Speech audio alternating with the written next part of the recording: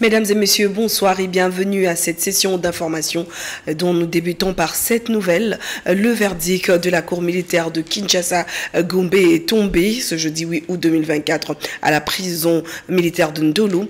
Corneille Nangaa, chef du gouvernement du mouvement insurrectionnel Alliance Fleuve Congo, et ses 25 complices sont condamnés tous à la peine capitale. La cour a aussi ordonné la confiscation de ses biens immobiliers au profit de l'État congolais. Les prévenus vont payer à la partie civile en République démocratique du Congo la somme de 1 milliard de dollars américains pour le préjudice subi. Sylvain Kapombo Bosengele en a choisi un extrait. À la question de savoir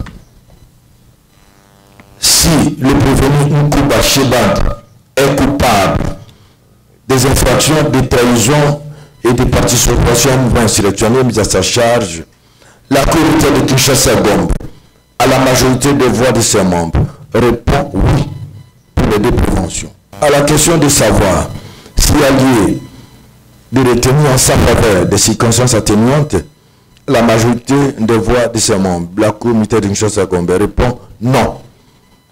À la question de savoir s'il peut lui être appliqué une sanction pénale, à la majorité de voix de ses membres, la Cour militaire de Kinshasa Gombe répond oui.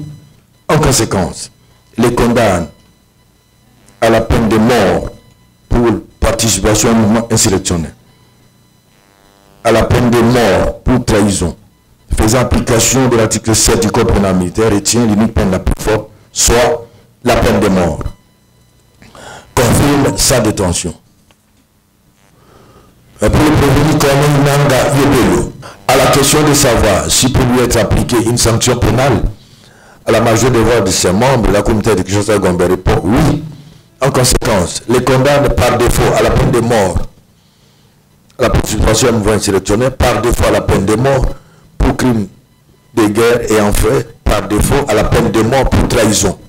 Faisant application de l'article 7 du Code pénal militaire, retient l'unique peine la plus forte, soit la peine de mort.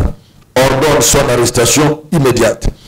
Ordonne la confiscation de ses biens tels que consignés dans le procès verbal sous séquestre au profit de l'État congolais. Mais les frais d'instance à charge du trésor. Et les 200 personnes qui ont perdu leur vie dans le camp des déplacés à Goma suite aux mauvaises conditions de vie seront enterrées dans 10 jours au cimetière Gynécoste à Goma. Les travaux de construction de caveaux évoluent à pas des géants, constat fait par le ministre des Droits humains qui s'est rendu sur ce site mercredi 7 août 2024. Germain Chikourou.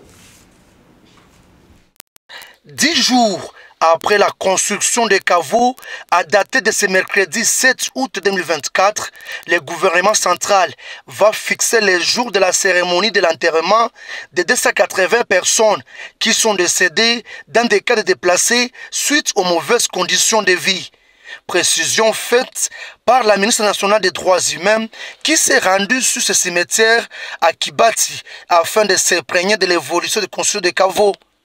Sur place, au cimetière Gynécoste, dans un premier temps, Chantal Tchambou Mouanvita s'est inclinée devant les tombes des patriotes congolais qui étaient bombardés par l'armée rwandaise à Mugunga et à Boulengo. Elle a également écrit dans les livres de condoléances après avoir déposé sa gerbe de fleurs.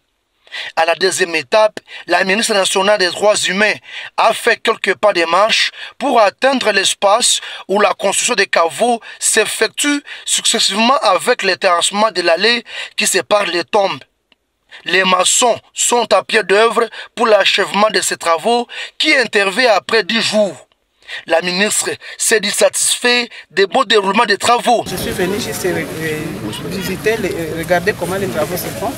Accompagné des députés nationaux Patrick Mounyomo et Adel Bazizane, ces élus du peuple disent suivre de près ces travaux jusqu'à leur achèvement. Nous devons nous rassurer si réellement nos compatriotes que nous avons perdus en guerre seront enterrés dans de très bonnes conditions. Notons que c'est environ 280 corps de patriotes congolais qui seront mis en terre à cet espace aujourd'hui appelé cimetière Génocoste.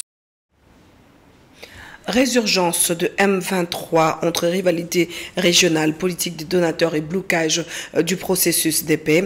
L'Institut congolais de recherche sur la politique, la gouvernance et les violences et le groupe d'études sur le Congo ont rendu public cette étude dans laquelle les causes de la résurgence du mouvement déjà fait par l'armée congolaise il y a 12 ans ont été bien sûr évoquées. Patrick Félix Abelli nous fait découvrir les grandes lignes de ce rapport.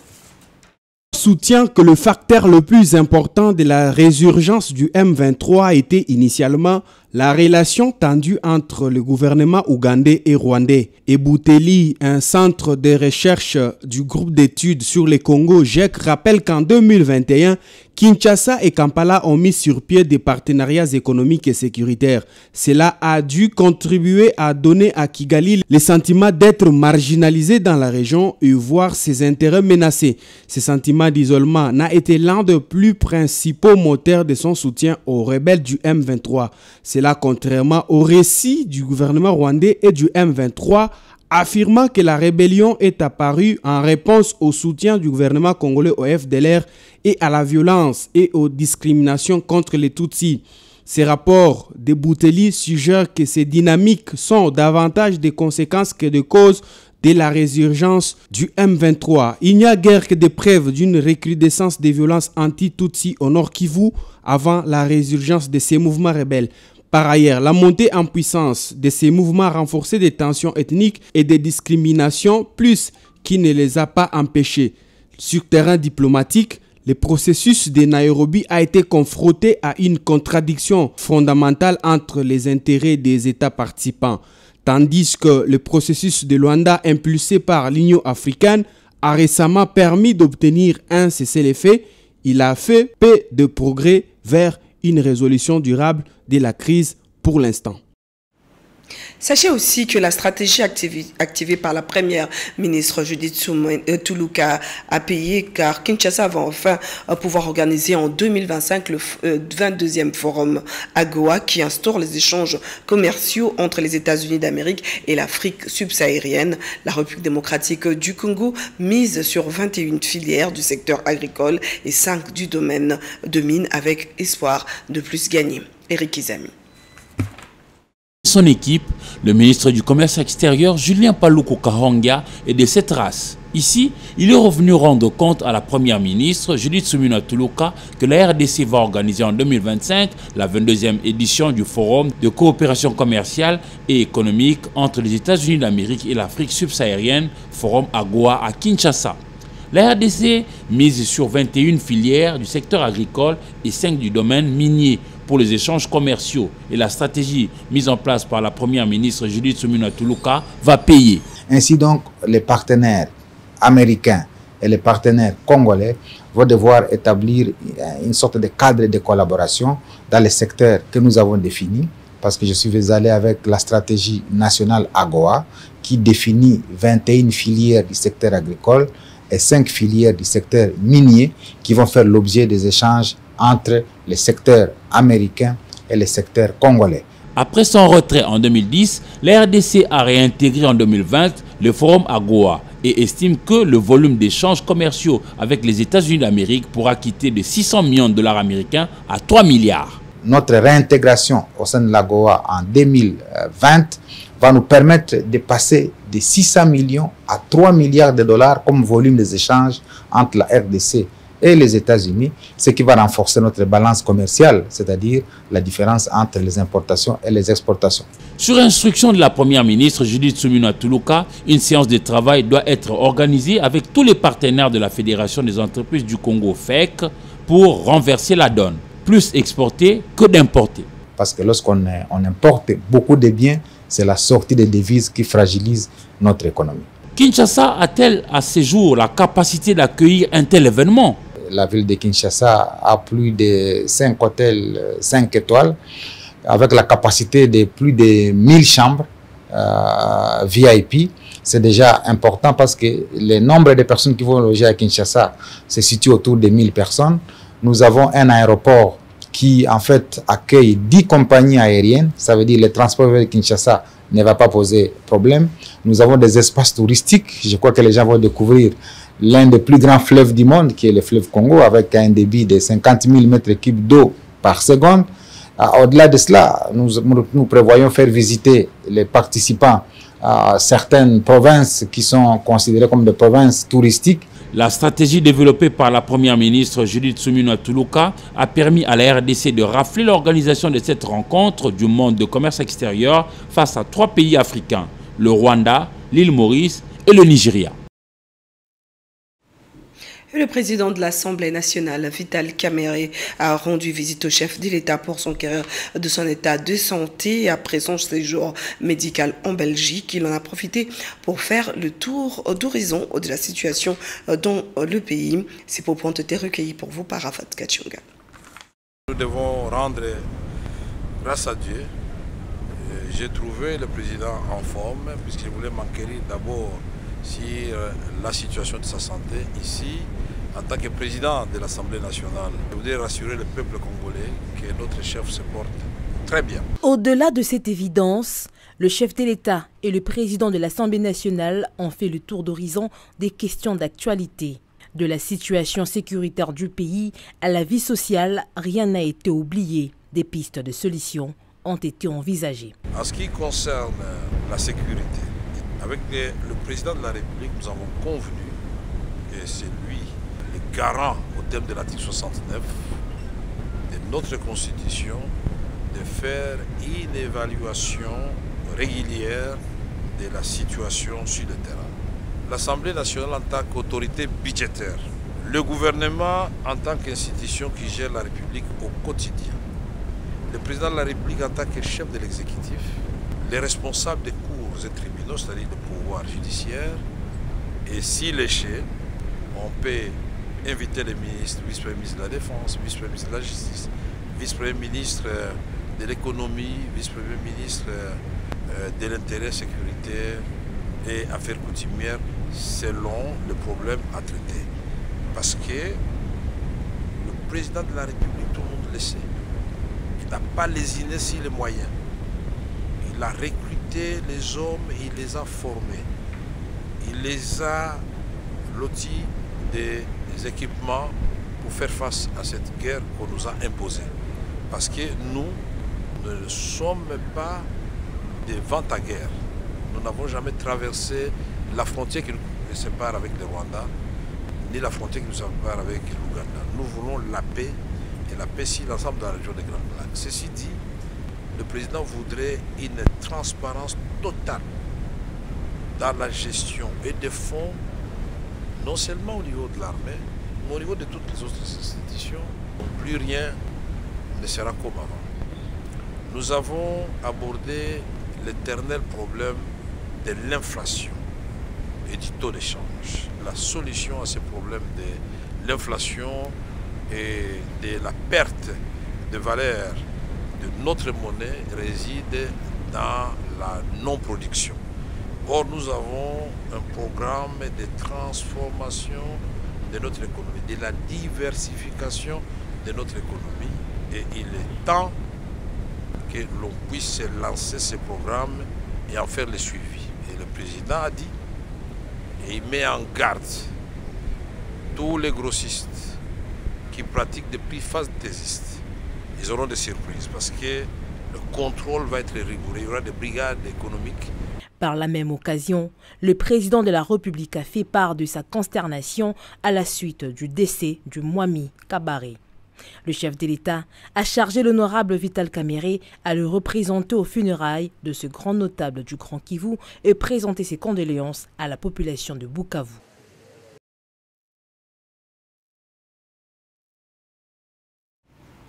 Léoné Kandolo, ministre du Genre, Famille et Enfants, a reçu le représentant pays du Médecins sans frontières mercredi 7 août 2024 dans son cabinet de travail. Leurs échanges ont tourné sur la prise en charge des personnes ayant subi des violences sexuelles. La ministre du Genre, Famille et Enfants, Léoné Kandolo, a reçu dans son cabinet de travail Le représentant de l'ONG Médecins Sans Frontières, Lampard Emmanuel, était venu rencontrer l'autorité pour discuter sur les renforcements de partenariat entre l'ONG Médecins Sans Frontières et le gouvernement congolais en ce qui concerne le rapport annuel 2023 concernant la prise en charge des survivants de violences sexuelles. Médecins Sans Frontières, en 2023, toutes les équipes confondues, dans 5 provinces et en appui à 91 structures, ont pris en charge plus de 25 000 survivants, survivantes de violences sexuelles, ce qui est, en 45 ans de présence pour Médecins Sans Frontières et ses collaborateurs terrain, du jamais vu. Ceci nécessite une mobilisation, un plaidoyer de l'ensemble, non seulement du partenaire, mais bien évidemment sous le lead du gouvernement, afin qu'ensemble, nous travaillons sur la prévention, sur l'accès aux soins, et bien évidemment en appelant aussi au pont à faire avec la lutte contre l'impunité, tout en préservant bien évidemment l'humanité. Former les personnels de santé, sensibiliser les communautés et coordonner avec d'autres structures du ministère du Genre, Famille et Enfants permettront que les survivants de violences sexuelles puissent obtenir l'accompagnement des MSF. Les agents et cadres de l'administration de l'Institut national des bâtiments et travaux publics INBTP en sigle sont montés au créneau pour exiger la paie de leurs primes n'ayant pas été soldées depuis 2 mois et demi déjà. Le comité syndical accusé insiste impuissant à la mise en sac d'un des bâtiments de son site Otengalema. Ave Maria et Jusen Belebele étaient témoins de l'événement. Les agents qui travaillent au sein de l'Institut national de bâtiments et des travaux publics INBTP élèvent la voix et expriment leur colère. Agents de l'État, ils alignent à ce jour 2 mois et demi d'arriérés de primes. Dans l'expression de leur colère, ils pointent du doigt le comité de gestion de cet établissement d'enseignement supérieur important pour bâtir la République démocratique du Congo. Nous, délégation syndicale de l'INBTP, venons une fois de plus réaffirmer notre cessation de travail et fermeture de portes au comité de gestion. Le non-paiement de 2 mois de prime d'encadrement et le 3e mois en cours. Demandons l'audit externe de la gestion de l'actuel comité de gestion. Nous profitons de cette occasion pour inviter les autorités de notre pays, le président de la République, Son Excellence Madame la Première Ministre, ministre de l'Enseignement supérieur et universitaire, ministre du Travail, de se saisir de cette situation afin de trouver des solutions durables pour notre INBTP. Ici, dans leur site INBTP Kinshasa-Ngaliema, ils ont détruit l'un des bâtiments légués par le colon belge. Ils ont retiré la toiture, une porte et fenêtre en signe de protestation. Par l'expression de cette colère visible, ces agents espèrent vite être approchés et surtout obtenir la paie de leurs primes, car la rentrée scolaire s'annonce déjà et tout parent consciencieux doit se préparer pour ce rendez-vous. En société, à 23 jours de la rentrée scolaire, les fournitures scolaires sont revues à la hausse, contrairement à l'année dernière. Si les commerçants peinent à écouler leurs marchandises, les parents, eux, s'inquiètent. Les préparatifs de cette rentrée scolaire suite à l'augmentation des prix sur le marché. Le reportage est d'Elohim Funda et Jusen Belebele. Cahiers, livres, sacs et autres objets classiques traînent encore sur les étalages des fournitures scolaires sur les différents marchés de Kinshasa. Au marché Zando, la vente n'est pas au rendez-vous.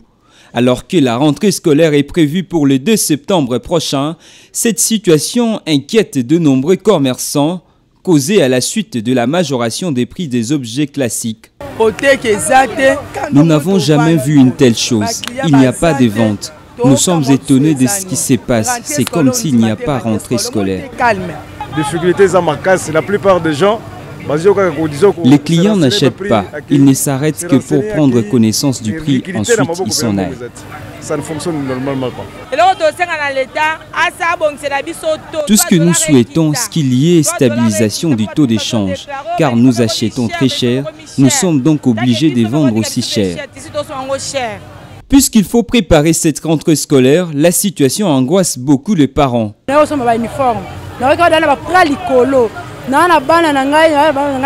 Je suis parent, mère de 6 enfants. Nous ne savons pas par où commencer pour réaliser des bons préparatifs pour nos enfants. C'est très difficile. Récemment, le ministre en charge des Finances, Doudou Fwamba, a présidé une réunion de la Troïka politique axée sur la stabilisation économique, au cours de laquelle des décisions ont été prises pour maîtriser l'inflation et stabiliser les taux d'échange. Clôture de l'atelier de formation organisé du 5 au 7 août dernier au sein de la salle Marie-Immaculée par le directeur provincial Kinshasa Plateau Quartier Plara dans la commune de Lansele. 125 agents et cadres de cette province éducationnelle ont échangé sur le thème amélioration de la qualité pour stimuler le développement socio-économique. Jean-Clément Kankou. Durant 3 jours, le personnel de la province éducationnelle du Plateau ont échangé sur les thèmes amélioration de la qualité de l'éducation pour stimuler les développements socio-économiques. 3 sous-commissions partagées ont travaillé durement avant que leurs recommandations soient rendues publiques le dernier jour par les secrétaires généraux de la séance. Il est à noter que M. l'IPP a procédé à la lecture du palmarès 2 élèves qui n'ont pas présenté l'examen de l'ENAFEP et les TENASOSP, qui a pour objectif de permettre aux élèves de bien se préparer pour choisir leur section future. Le directeur provincial Robert Kongi n'a pas manqué de placer aussi un mot. Je suis très satisfait du déroulement des activités de la revue annuelle dans cette province que je venais d'organiser, qui est différent de ce qui s'est passé des années antérieures. Et que les 3 jours ont été respectés, les matières ont été vidées dans toutes les circonstances. On a eu des discours d'orientation, on a eu des sous-commissions qui ont traité. Ils sont revenus en plénière pour valider avec des recommandations phares. Et enfin, on a adopté le plan d'action opérationnelle de la province.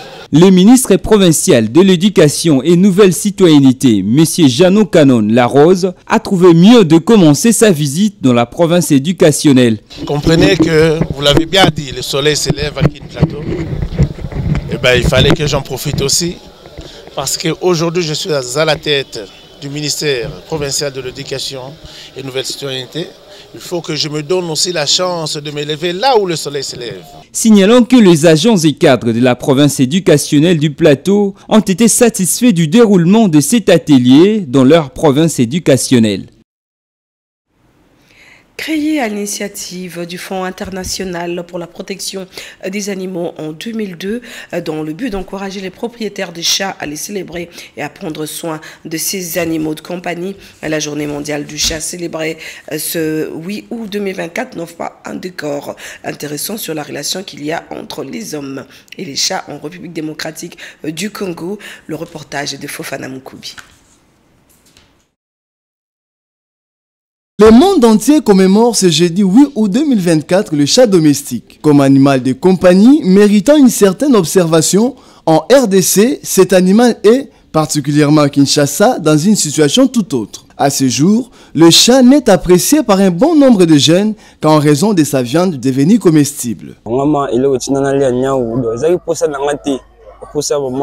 Au début, je ne consommais pas la viande des chats. C'est par insistance des amis que je l'ai fait pour la première fois. C'était délicieux et je suis devenu accro. Je la préfère encore aujourd'hui parce que ça offre un goût incomparable. Notre façon de la préparer nous fait devenir de véritables fanatiques. Je connais l'éléphant, mais je n'ai jamais goûté à sa viande.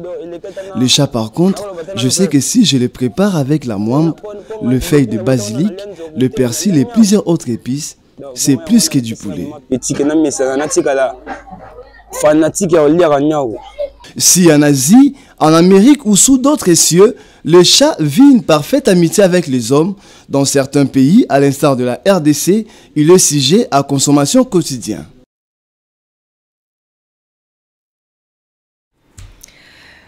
Mesdames et messieurs, à présent, complément d'information dans cette revue de presse qu'a commenté et sélectionné pour vous Pascal Lokolo.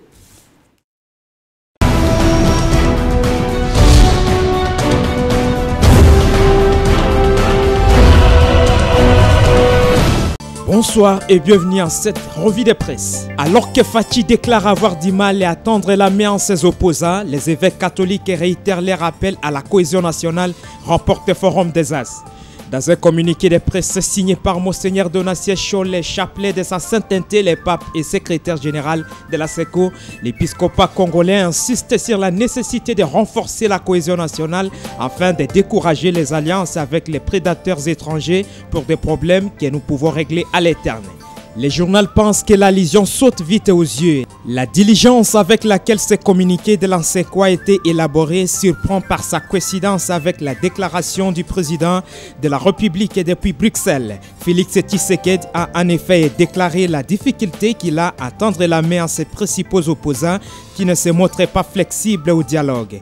Confidence qu'il a affirmé partager avec les évêques catholiques à Kinshasa. Chargé de sujet, les quotidiens écrits. Quand Kabila rejette les accusations du président Tshisekedi, la réaction du camp Kabila était attendue après avoir été accusé par son successeur Félix Tshisekedi de fomenter une insurrection. Le président congolais l'a déclaré lors d'une interview accordée à la radio Top Congo mardi 6 août, diffusée depuis Bruxelles, où il était en séjour médical.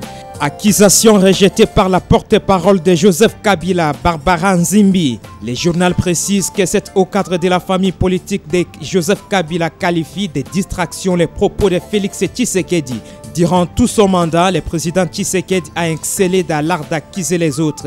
Il fait preuve jusque-là de grands déficits et de sentiments de redevabilité envers le peuple. D'anciens conseillers communaux, Vital Kamerhe pour un cadre de travail propice à la cohésion, titre le journal. Les hôtes speakers de la Chambre basse du Parlement ont plaidé pour la tenue des élections des bourgmestres dans les meilleurs délais, tout en ne cachant pas les regrets pour les reports à répétition autour des scrutins. Les revendications contenues dans les mémos remis au président Kamerhe sont les mêmes transmises à d'autres autorités du pays auparavant. Les reports intempestifs des élections des bourgmestres et bourgmestres adjoints en violation de l'article 204 de la loi électorale qui exige l'organisation de celle-ci 15 jours après l'installation des conseillers communaux, écrit le journal. Terminons avec les nouveaux observateurs qui rapportent les propos du président angolais Joao Lourenço concernant la crise RDC-Rwanda. Nous travaillons pour une rencontre Kagame-Tshisekedi avant octobre prochain, relaie le journal. Au cours d'un entretien avec la presse internationale à Luanda, le lundi 5 août 2024, Joao Lourenço a annoncé l'imminence d'une rencontre entre le président de la RDC Félix Tshisekedi et Rwandais Paul Kagame avant le mois d'octobre prochain. Les tabloïds rapportent que le président angolais travaille actuellement avec les autorités congolaises et rwandaises ainsi que les acteurs engagés dans le processus de paix de Luanda pour que la rencontre au sommet entre les deux frères africains, Félix Tshisekedi et Paul Kagame, ait lieu avant le mois d'octobre prochain. Et voilà tout pour la revue de presse. Bonsoir.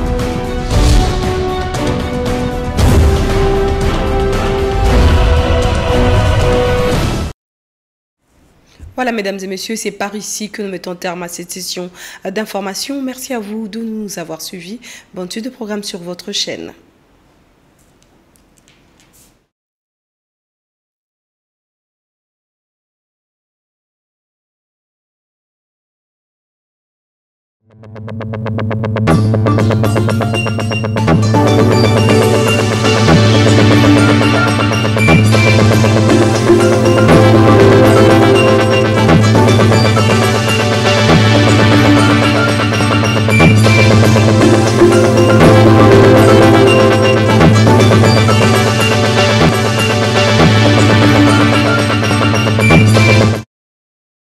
Jamaa ya bwana Ezekiel Kashinde anayetumika kunako kituo cha Onapak anajulisha kwa watu wote ya kwamba mtoto wake anayoita kwa jina la Ofranel Masamba alipotea tangu tarehe 31 Julai mwaka tunao. Mtoto huyu alikuwa nyumbani kunako karta Ngamabo mtaa wa Nsele.